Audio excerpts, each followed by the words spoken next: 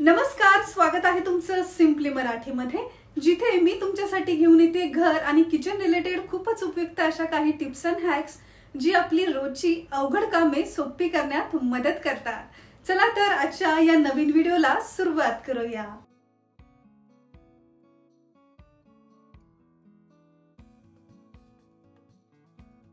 ज्या दुधाच्या भांड्यामध्ये आपण रोज दूध तापवतो त्यातलं दूध संपल्यानंतर सुद्धा या भांड्याला अगदी तळाशी बरीचशी मलाई साचलेली असते, दूध वगैरे यामध्ये थोडंफार शिल्लक राहतं।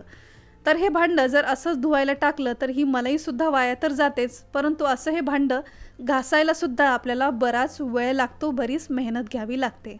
तर यासाठी आपल्याला एक छान ट्रिक करायची आहे। इथे थोडंसं गव्हाचं पीठ मी यामध्ये ॲड केलंय। आता या गव्हाच्या पिठाला ही जी राहिलेली मलाई आहे, थोडंफार दूध आहे, ते अशा प्रकारे मिक्स करून घ्यायचंय। गव्हाच्या पिठाने ही मलाई आपल्याला काढून घ्यायचंय।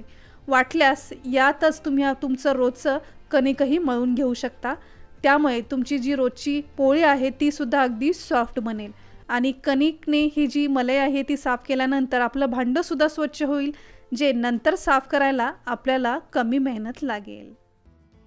बऱ्याच वेळ असं होतं की एखादा ड्रेस किंवा साडीवरती मॅचिंग टिकली आपल्याला ही हवी असते। आता प्रत्येक वेळेस सगळ्याच साड्यांवरती किंवा ड्रेसवरची मॅचिंग टिकली आपल्याकडे अवेलेबल असेलच असं नाही। तर अशा वेळेस एक छान जुगाडू ट्रिक तुम्ही करू शकता।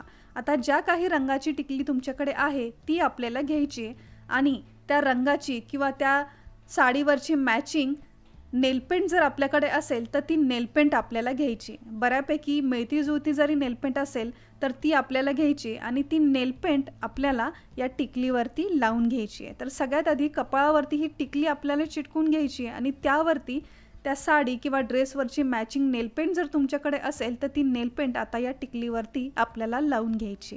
सगळ्यात आधी ही टिकली कपाळावरती लावून घ्या आणि त्यानंतरच त्यावरती मॅचिंग रंगाची नेलपेंट लावा, पूर्णपणे ती सुकू द्या। तर तुम्ही पाहाल घरामध्ये जरी मॅचिंग रंगाची टिकली अवेलेबल नसेल तर मॅचिंग नेलपेंट तुम्ही घ्या आणि या टिकलीवरती ती लावून घ्या, तर अगदी त्या साडीवरची किंवा ड्रेसवरती मॅचिंग अशी परफेक्ट टिकलीही आपली तयार होईल। तर टिकली आणि नेलपेंटची ही ट्रिक तुम्हाला कशी वाटली कमेंट करून नक्की कळवा।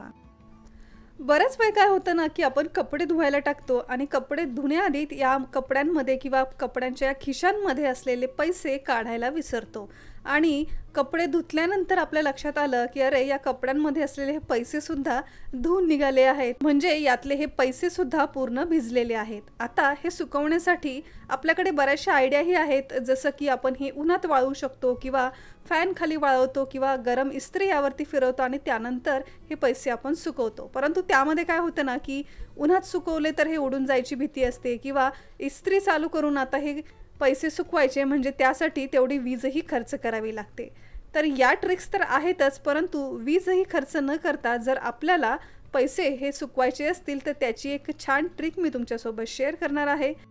तर पहा, त्यासाठी या ओल्या झालेल्या सगळ्या नोटा मी एका ट्रेमध्ये अशा पसरून ठेवल्यात, एका ताटामध्ये सुद्धा तुम्ही पसरून ठेवू शकता आणि हा जो ट्रे आहे तो आपल्याला ठेवायचा आहे आपल्या फ्रीजमध्ये, फ्रीझरमध्ये नाही तर जिथे फ्रीज सेक्शन आहे तिथे आपल्याला हा ट्रे ठेवायचा आहे।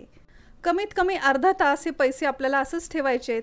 पैसे तुम्हाला जर लगेच नको असतील, लगेच आपल्याला खर्च नसतील करायचे तर हे अगदी तासभर किंवा रात्रभर सुद्धा फ्रीजमध्ये ठेवले तरी काही हरकत नाही, कारण आपल्याला हे पूर्णपणे सुकवायचे आहेत। तर पहा, अगदी तासभरच हे पैसे मी फ्रीजमध्ये ठेवले। तासाभरानंतर हा ट्रे मी बाहेर काढला आणि या नोटा मी चेक केल्या तर तुम्ही सुद्धा अगदी आश्चर्यचकित व्हाल।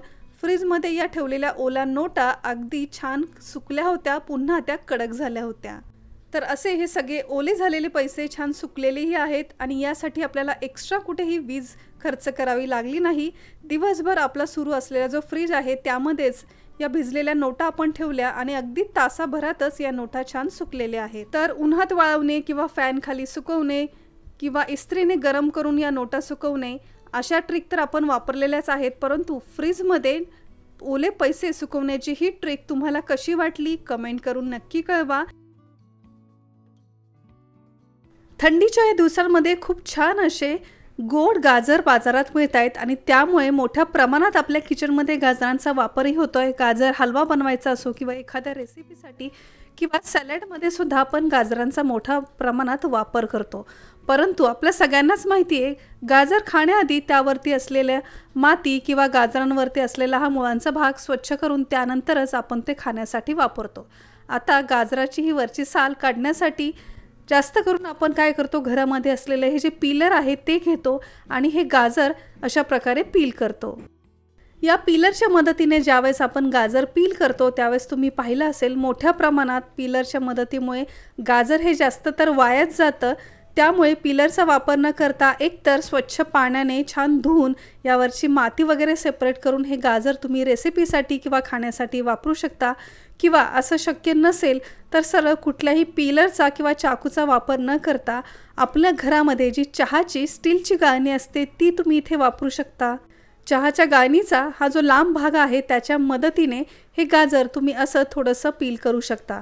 आता पीलरच्या वापराने तुम्ही पाहाल मोठ्या प्रमाणात गाजर हे निघून येतं, परंतु इथे आपण चहा गाळणीचा वापर केला आहे त्यामुळे तुम्ही पाहाल अगदी कमीत कमी प्रमाणात यावरची मातीही स्वच्छ होती, मुळं वगैरे जी आहेत ती सुद्धा निघून येत आहेत आणि गाजर अगदी स्वच्छ आपलं असं साफ होत आहे. यानंतर स्वच्छ पाण्याने धुवून रेसिपीसाठी किंवा सॅलडसाठी वगैरे हे गाजर तुम्ही वापरू शकता. तर या दोन्हींमध्ये फरक तुम्ही इथे स्वतः पाहू शकता. पीलरच्या मदतीने गाजर आपलं किती वाया जात होतं, परंतु या चहा गाळणीच्या मदतीने अगदी कमीत कमी याचा वरचा जो भाग आहे तो निघालेला आहे आणि अगदी एकसारखं स्वच्छ असं गाजर आपल्याला इथे मिळालेलं आहे.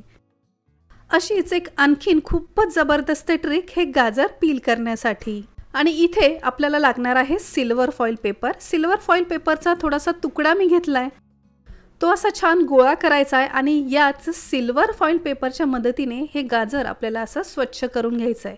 तर तुम्ही पाहाल अजिबात सुद्धा आपलं गाजर जास्त वाया न जाता या गाजरावरची असलेली माती किंवा मुळांचा हा भाग सहज स्वच्छ होतो आणि यानंतर हे गाजर आपल्याला स्वच्छ पाण्याने धुवून रेसिपीसाठी, सॅलडसाठी किंवा गाजर हलव्यासाठी वापरायचं आहे.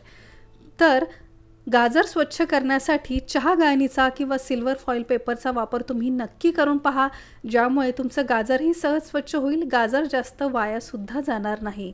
तर या दोन्ही ट्रिक तुम्हाला कशा वाटल्या कमेंट करून सांगायला विसरू नका. तर फ्रेंड्स, मला आशा आहे की आपल्या आजच्या या व्हिडिओतील या सगळ्या टिप्स तुम्हाला सुद्धा नक्कीच उपयोगाच्या वाटल्या असतील. तर यातली कुठली टिप तुमच्यासाठी नवीन आणि उपयोगाची ठरली हे आम्हाला कमेंट करून सांगायला विसरू नका. आजचा हा व्हिडिओ, माझी ही मेहनत जर तुमच्यापर्यंत पोहोचली असेल तर व्हिडिओला एक लाईक नक्की करा आणि अजून जर तुम्ही सिम्पली मराठी या चॅनलला सबस्क्राईब केलं नसेल तर लगेच सबस्क्राईब करा. हे अगदी फ्री आहे. सबस्क्राईब बटन समोर एक नोटिफिकेशन बेल आहे, ते सुद्धा प्रेस करायला विसरू नका.